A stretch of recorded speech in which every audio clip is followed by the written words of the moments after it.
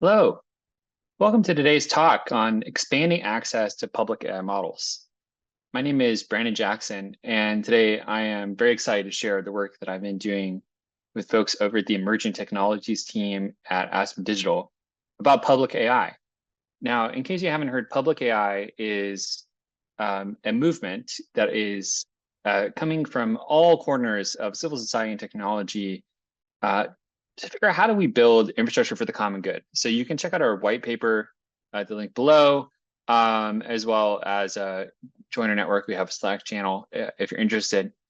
And public AI looks at the question of AI development for public good a little bit differently and focuses on infrastructure as the key to public benefit.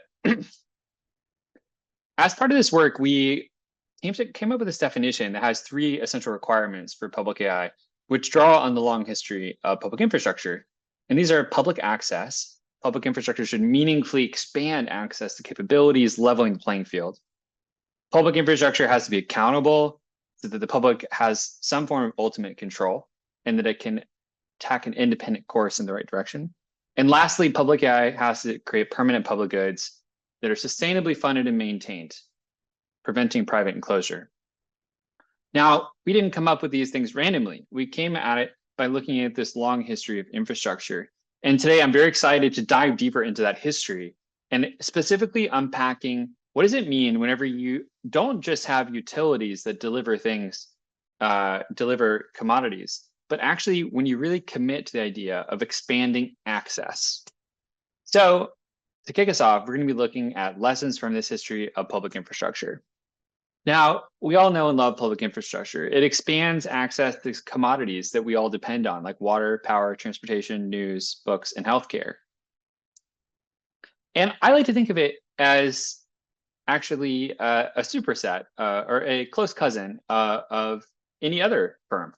So utility firm sells products to customers.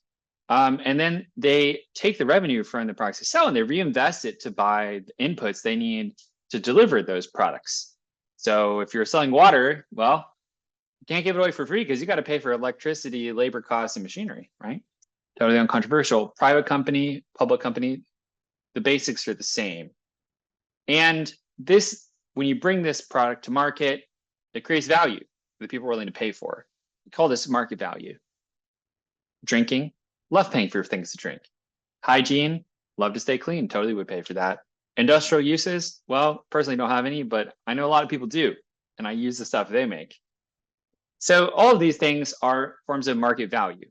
And this little model here is great, and it's the model that most private firms follow. They're primarily concerned with what is the market value of the product they're making, and how can I maximize my margin while paying for the inputs.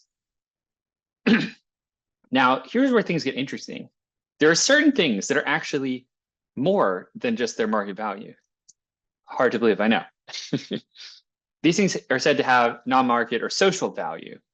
And what we've done over time, if you look in the long view, is actually we've iterated our institutions to create water utilities like water firms that actually don't just look after market value.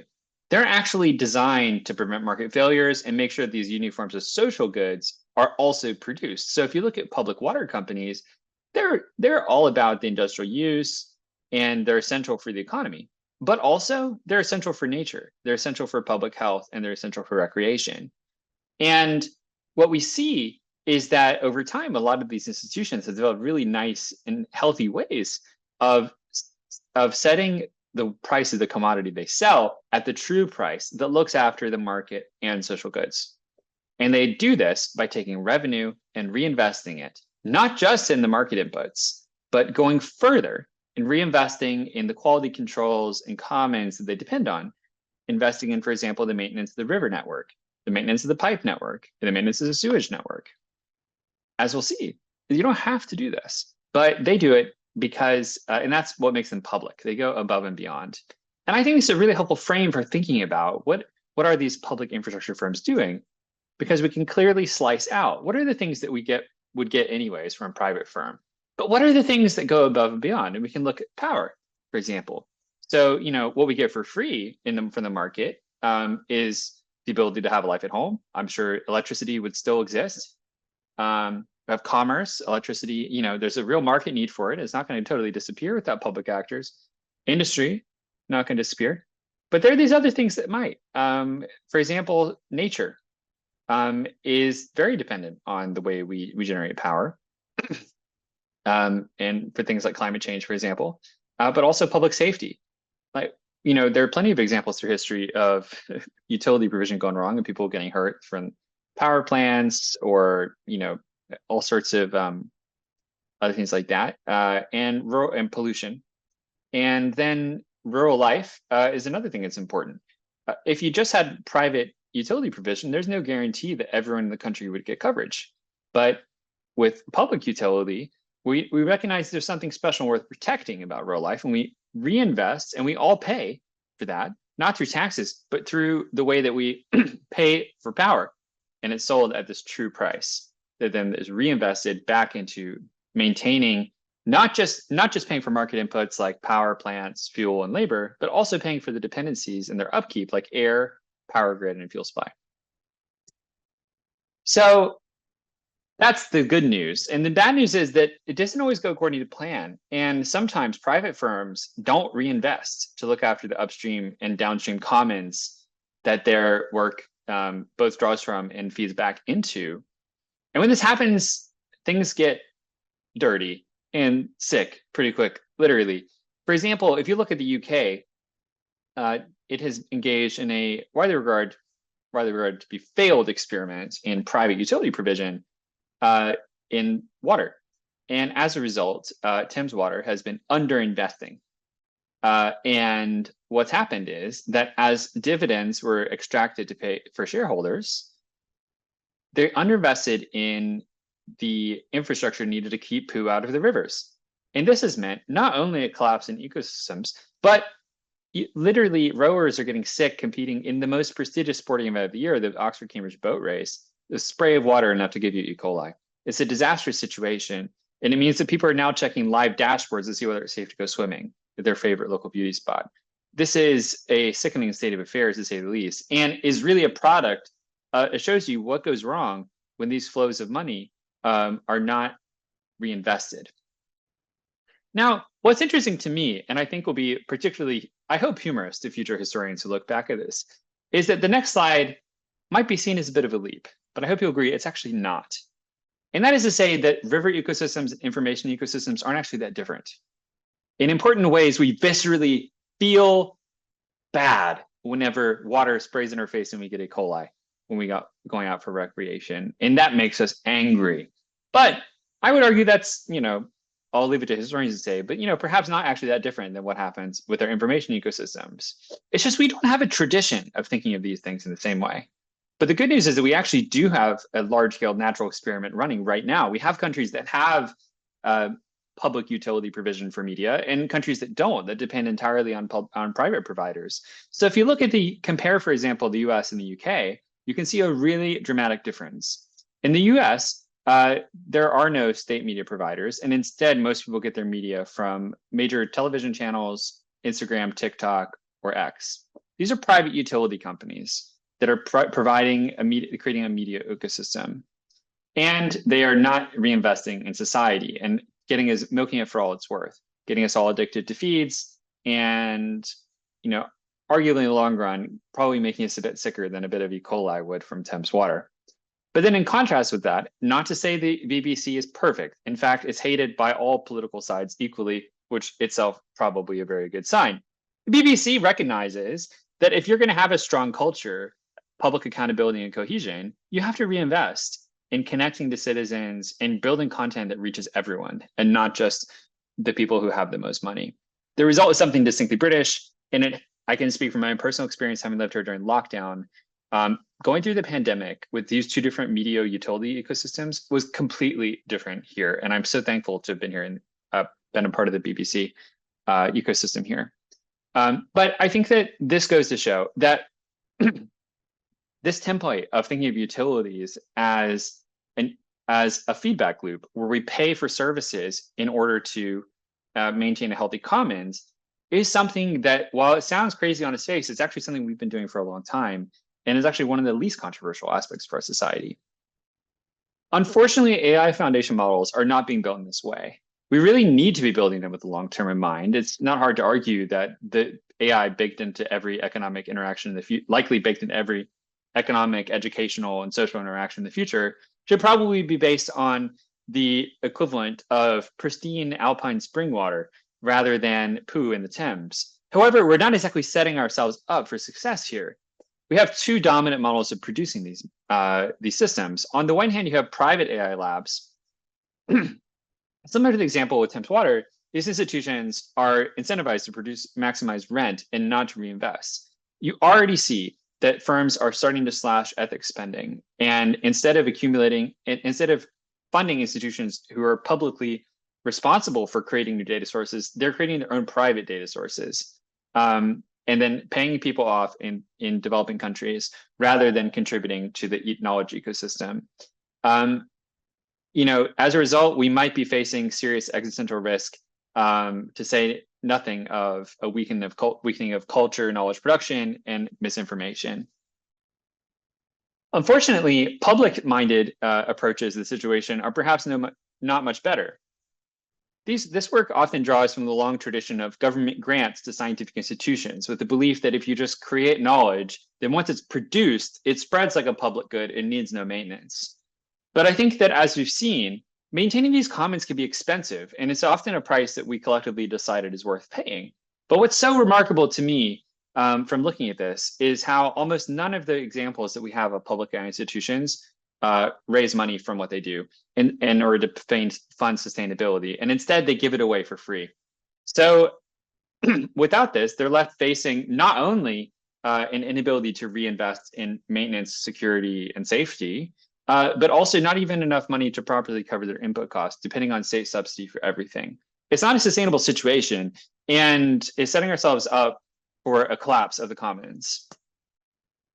I argue that's why we might need to start thinking about things a little differently. And maybe we should, when I say we should think about things differently, let's try thinking about them the same way we've been thinking about utilities the whole time, which is that we can have utilities for AI that sell AI at cost, but not just at a race to the bottom price. We can sell it at the true price. And because we're talking about low numbers here, most firms will probably be happy to pay that, just like firms are happy to pay whatever the government regulator says they need to pay for water. So what might happen? Well, as we'll see, some special things happen. It's not just a matter of financial stability. It creates a whole new incentive structure. Public utilities are on the hook for driving usage because their revenue and operating budget depends on it. This means that they're incentivized to do the cultural work to drive adoption across society. This revenue could not just fund breaking even, this revenue could fund active investment into growing to create new forms of social value, and to invest in the resilience that we need to ensure that these systems are safe and dependable, just like tap water is in our daily life. So now I've been talking about flowcharts, and while I've been mentioning some history, I am really excited now to really dive into some of the lessons from the history of public utilities. So as we've seen from the flowcharts, public infrastructure doesn't just do what the market does. And so it often does the same things the market does, and then goes above and beyond. And that's what we're going to be talking about. What is that delta? It's something in our definition we talk about when we say we want to expand public access or level the playing field. These might sound like abstract things, but the good news is that there's lots of fantastic examples throughout history of institutions doing this. So I'll go over them now, and then we'll walk through them one by one. So these institutions have amazing incentives to invest in adoption, to go the last mile serving everyone, to focus R&D on adding value at the point of use, and to reinvest for resilience. So let's go through these one by one. So let's start with thinking about the goal of we might already have for AI. We would love the distribution of benefits of AI to be widespread. But we're on track for a big market failure here, because on the one hand, you have a resistance to automation on the part of the public, which means that usage of these tools and a sense of the public having a stake in the conversation is very low. It's a bit of a gimmick, but people don't really feel like it's theirs, right? And instead, the only people who are really driving home adoption are firms, because they are directly incentivized to replace labor. This creates a really crazy landscape for AI builders because even if they wanted to make money from the public isn't that interested. And if you want to make money from AI at this point, automation and replacing humans as fast as possible is the only game in town. And we can see this process already happening with over 80% of this year's YC Demo Day entrants, AI apps that are automating things that I think would have blown people's minds many years ago. Well, what's the alternative to this? We can have public institutions that are actually incentivized to drive adoption and incentivize making a technology a public concern, getting everybody involved in the conversation. There are some great historical examples from this from here in the UK. My favorite example, and apologies if you ever heard me talk, you will have heard me talk about this, is the BBC's license fee model. This is a fascinating anecdote from the history of technology that not many people realize. The BBC was actually founded in the beginning as a consortium of 6 electronics manufacturers. That's right, it was the British Broadcasting Company, not the British Broadcasting Corporation. That change happened later. In the beginning, they were given a monopoly charter by the Post Office. There was state involvement, but the institution, the BBC, was completely on the hook to drive radio sales, which is the incentive of the electronics companies, obviously, because their license fee was charged at the point of the radio sale, not as an annual usage fee. This incentive alignment meant that the BBC needed to really quickly understand what were the barriers that were preventing people from bringing radio into their homes and build the content that would make them want to go to overcome those barriers. This then kind of primed the pump, if you will, and led to an explosion in radio design that brought, over a short period from 1922 to 1934, transformed radios from something that looked like a scientific apparatus to the kind of beautiful plastic modern objects that we now associate with the era, something like you've seen a Poirot episode. That transformation happened very quickly, and it's because there was a public institution that was incentivized to overcome these barriers and was directly on the hook. And it turns out that the BBC still is on the hook. And I can report that anytime the BBC's usage numbers drop, there is a story about it in the newspapers, especially the right-wing newspapers. They love to hate. To be fair, they hate on everybody, but especially the BBC. And these numbers are broken down by demographic, and you'll see in crazy articles that say things like the BBC is racing to figure out its problem, like with under 35 minority groups. And because they know that that's the segment where usage dropped. And the BBC cannot ignore this. It's not like government that can just be like, yeah, whatever. They will literally lose money, and staff have lost their jobs as a result of this already. And I think that kind of direct accountability is fantastic. It's a totally different way of operating than the way we think about government, which gets a steady tax income no matter what it does. These institutions are often incentivized to drive usage and to be creative. That's what we need. Another example is the underground. When it was created, it was something that was the idea of taking a train into the city, although it seems common to us, was not something people did. You have to remember, electric lighting and mass public lighting was a relatively new phenomenon in the 1930s. And people just simply didn't have these traditional habits. And as a result, the early prototypes of Transport for London invested heavily in advertising campaigns because they knew they had extra capacity in the evenings. They were like, hey, go to brightest London and come home by the underground. They identified the things that would the use case that the public would want, and then they promoted it. The same thing for country walks. This is especially popular during the interwar years when there wasn't much money going around. There's a big promotion of, hey, why not just go for a country walk? Because they had extra, but it was this happy union where on the one hand, you had a public supplier who was incentivized to drive usage, but to do so in a way that was good for the public. So when they found use cases that were win-win, they promoted it like crazy, building familiarity, and now leading to other forms of cultural infrastructure we still have in the UK, like websites like the Saturday Walkers Club, where you can go and see a crowdsourced map of all the places you can go by train on a Saturday for a walk, stopping at a tea room and ending at a pub. All those things got their start from this exact incentive alignment that we're talking about here. Having institutions that are, because they charge money, are incentivized to go and bring the public along on the journey. So that's something we can do for public AI. We can build institutions that depend on usage, and we can recognize that this cultural work of identifying use cases and marketing it is actually part of the process of building public infrastructure. It's a win-win, and it makes sure that we all have a stake in this rather than tech remaining the tech like AI remaining just something for the elite who are trying to automate jobs as quickly as possible. Next up, we ideally want AI works for everyone, but right now we're already in a world where we have big market failures, where AI underserves many cultures and many languages, and works really great if you're an English speaker from San Francisco, and the further away you get from that norm, the more things go off the rails. So the lesson from history is that public infrastructure can take money from everyone and use it to reinvest to go the last mile to service everyone. Now, this phrase, the last mile, is very physical, and the metaphor does require a bit of imagination here because the situation is a bit different for AI. But actually, I think the history of rural access is actually very inspiring. Almost every US utility has invested heavily in rural access, paying for things like power lines to nowhere. By nowhere, I mean small villages or rural farmers, paying for roads to places that currently don't have anything there, but believing in the possibility, and laying water pipes to ensure everyone has access to clean drinking water. So the revenue generated from the usage to the more urban areas has been quietly redistributed to pay for these things, often with state subsidies. But it's had a big impact. I think the best anecdote to showcase the kind of metaphysical societal impact of these kinds of last mile initiatives comes actually from the Postal Service. When in the middle of the 19th century, the Postal Service adopted a flat pricing scheme. So it was the same price to send posts from one side of the country to the other. This was an incredible moment, and it led to a 45x increase in Postal Service usage. And what it did more than that, it did it, and you can imagine all the goods and services and just so much market value. Wow, so much value. Okay, but it also did something bigger than that, and it changed the collective identity of the country. Like we're talking about with the adoption, it turned this thing from a niche concern to a public concern.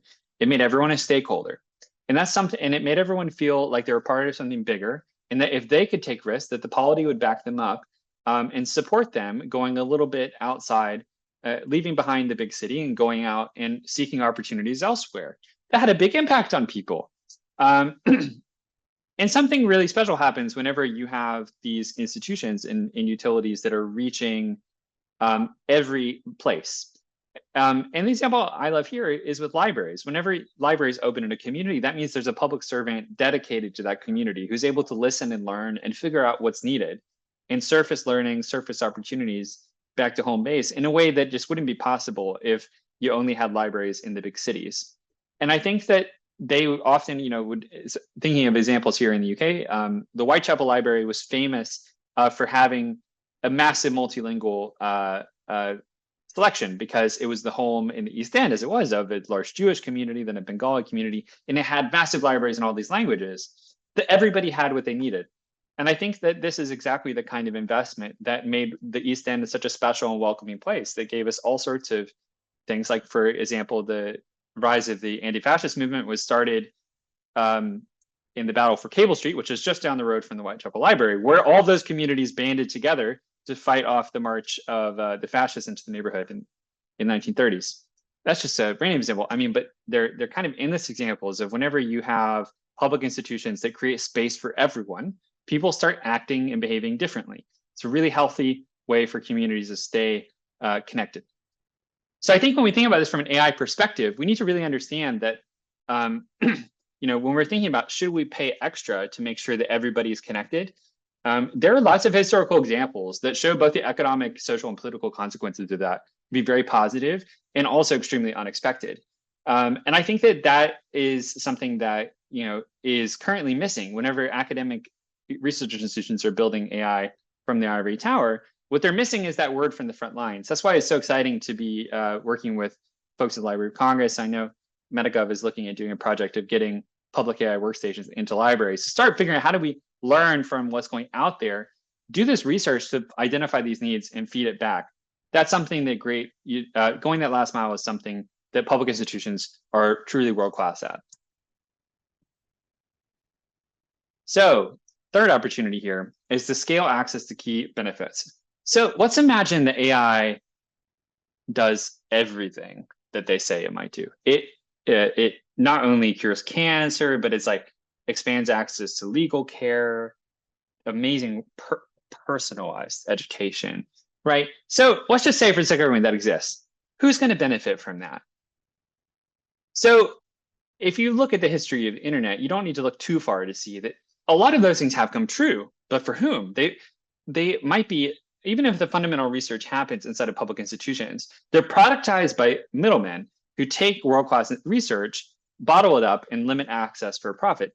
And this is something that public infrastructure and public utilities are actually really well placed to do. And the lesson here is, from this history, is instead of doing the basic research, you can actually identify some really critical features and build them into the existing networks so that everybody gets access to them. And I think there's no better example of this than Bell Labs. So Bell Labs had a very capitalist beginning, of course. Whenever I was under Graham Bell, received a patent for the telephone, spinning into existence an incredible commercial monopoly. But over time, Bell Labs became increasingly regulated to the point by the end, it was effectively a public utility. They had things like profit caps and things of this nature. Really interesting to look into the way it was steered and brought under control progressively. So what did they do differently? They created a storied institution called Bell Labs, and it was in a sleepy area of New Jersey. And they brought in the world's best scientists and put them in rooms, cross-functional teams, as we call in today's lingo, with engineers and telephone experts. And what this did was it created an ecosystem where the world's best scientists weren't just doing fundamental research. They were doing the fundamental research that had a direct path to improving customers' experience at the telephone network. So instead of just getting breakthroughs in physics, which they did, you got transistors, which enabled long-distance phone calls. And you got automation that enabled direct dialing. and you got DSL, which gave people high-speed internet access through existing networks. These are incredible breakthroughs, but they're ones that didn't require any middlemen, and in fact could be delivered directly to customers. And I think this is so interesting because AI is exactly the same technology as a telephone line. If you can establish a trajectory of having a public foundation model, anytime a new technology that is accessible via text comes online, it can be plugged into this public infrastructure, just like DSL was on the existing telephone lines. But if we don't have this public institution, we can fully expect that extra feature to be charged as a premium add-on and to only be accessible to those who can pay. You might think of it as like as if the highways are getting better and better, but only the rich can afford to use them. That's kind of a world that we want to avoid. Another example of this is, I think I'm legally required now as a British citizen to say our NHS, the National Health Service here in the UK.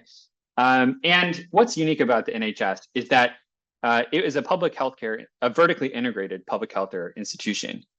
And one of its founding principles, which is something I heard again and again when I came here and I was a bit mystified by, is that it's free at the point of use.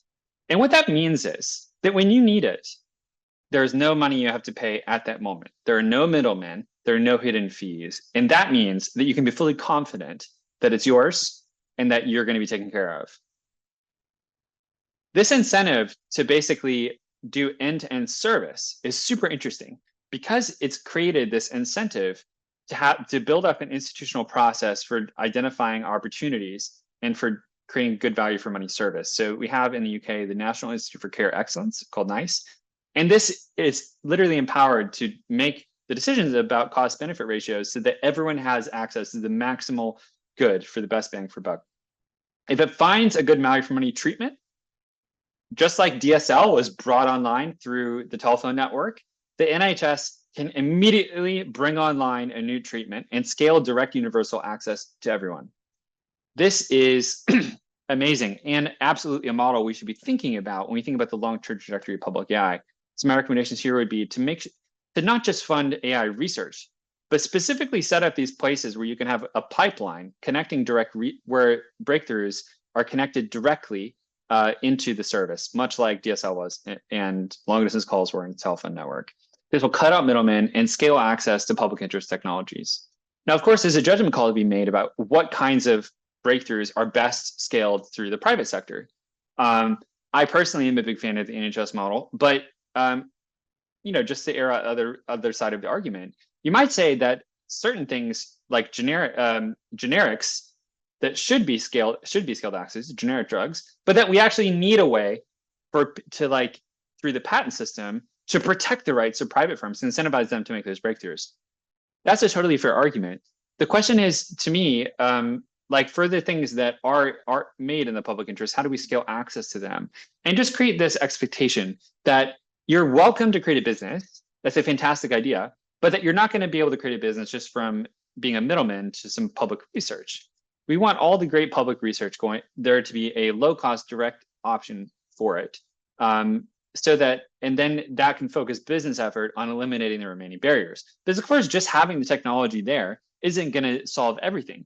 People aren't going to know how to use the technology. They might need supplementary services. They might need, the system might recommend a product and they need to find it. These are all things that are a fantastic way for the business sector to contribute, but at the same time, while not getting in the way of these core values at the point of use. Lastly, AI could strengthen society, but as we've already seen from the example of the water companies, there's a real risk of depletion of the upstream ecosystem and pollution of the downstream information ecosystem.